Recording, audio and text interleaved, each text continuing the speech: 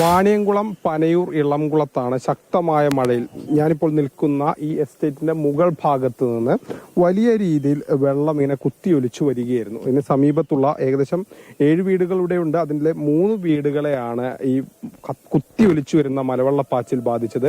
വളരെ ശക്തമായ രീതിയിൽ വെള്ളം ഇങ്ങനെ കുത്തിയൊലിച്ച് ഈ പ്രദേശത്തേക്കൊക്കെ ആകെ വന്നു. വീടിന്റെ മുന്നിലൊക്കെ തന്നെ ചെളി അടിഞ്ഞു കൂടുന്ന ഒരു സ്ഥിതി വന്നു.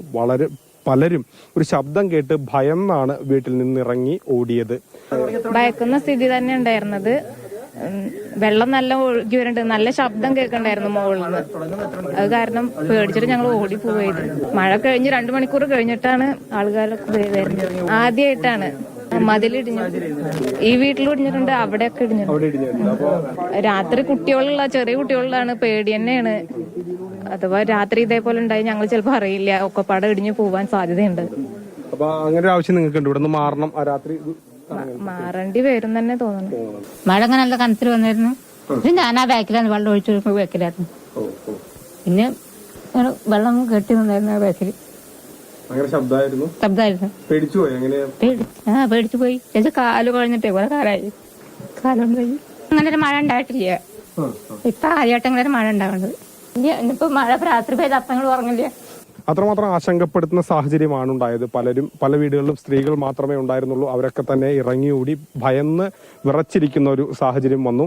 അതിനുശേഷം റവന്യൂ അധികാരികളും പഞ്ചായത്ത് അധികൃതരുമൊക്കെ ഇവിടേക്ക് എത്തി. ഇത് വാണിയംകുളം പഞ്ചായത്തിലെ 18-ാം വാർഡ് ചോലപ്പള്ളിയിൽ പറഞ്ഞ പ്രദേശമാണ്. ഇവിടുന്നാട് കടന്ന ഷൊർണൂർ മുനിസിപ്പാലിറ്റിയാണ്.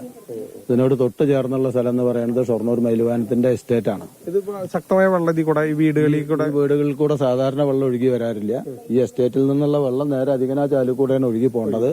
പക്ഷെ ഇത് നേരെ ഇങ്ങോട്ട് മറിഞ്ഞു വന്നു. ഈ വീടിന്റെ സൈഡിൽ കൂടെ വെള്ളം വന്നു. അങ്ങനെ ഈ വീടിന്റെ മുറ്റത്താകെ വെള്ളമായി. രാവിലെ ഒരു 2 മണിക്കൂർ ശക്തമായ മഴ ഉണ്ടായിരുന്നു. ആ മഴയിൽ സാധാരണ വരുന്ന വെള്ളം കൂടുതലായതുകൊണ്ട് ഫ്ലോ കൂടിയിട്ട് ഇപ്പുറത്തേക്ക് ഗതിമാരി ഒഴുകി വന്നെന്ന് മാത്രം.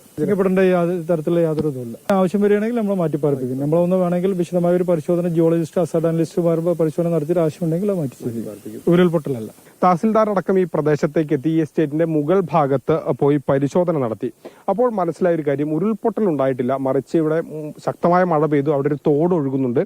ഈ ഗതി മാറി ഒഴുകിയതിനെ തുടർന്നാണ് ഈ പ്രദേശത്തൊക്കെ ആകെ വെള്ളം നിറയുകയും അവിടെ വീടുകളിലേക്കൊക്കെ ചെളി കയറുന്ന ഒരു സ്ഥിതിയൊക്കെ ഉണ്ടായത്. മറ്റാശങ്കപ്പെടേണ്ട സാഹചര്യം ഇല്ല എന്നുള്ളതാണ് അധികൃതർ അറിയിക്കുന്നത്. ആവശ്യമെങ്കിൽ ഈ വീട്ടിലുള്ളവരെ, അവർക്ക് ഭയമാണ്, മഴയാണ്, അങ്ങനെയൊക്കെയുള്ള പല പ്രശ്നങ്ങളുണ്ട്. അപ്പോൾ അവരെ ആവശ്യമെങ്കിൽ അവരുടെ ഭയമുണ്ടെങ്കിൽ, ഇവിടെ താമസിക്കാൻ ഭയമുണ്ടെങ്കിൽ മാറ്റിപ്പാർപ്പിക്കാൻ തയ്യാറാണെന്നും പഞ്ചായത്ത് അധികൃതരും അടക്കമുള്ളവർ അറിയിച്ചിട്ടുണ്ട്. ഏതായാലും വളരെ ആശങ്കപ്പെടുന്ന ഒരു സ്ഥിതിയാണ്. ഒരു 10 മണി മുതൽ വലിയ ശക്തമായ മഴ ഈ പ്രദേശത്ത് പെയ്തിരുന്നു. അരമണിക്കൂർ കൊണ്ട് പെയ്ത ഇങ്ങനെ ശക്തമായ മഴയിലാണ് ഇങ്ങനെ വെള്ളം കുത്തി ഒലിച്ചു വരുന്ന ഒരു സ്ഥിതി ഉണ്ടായത്.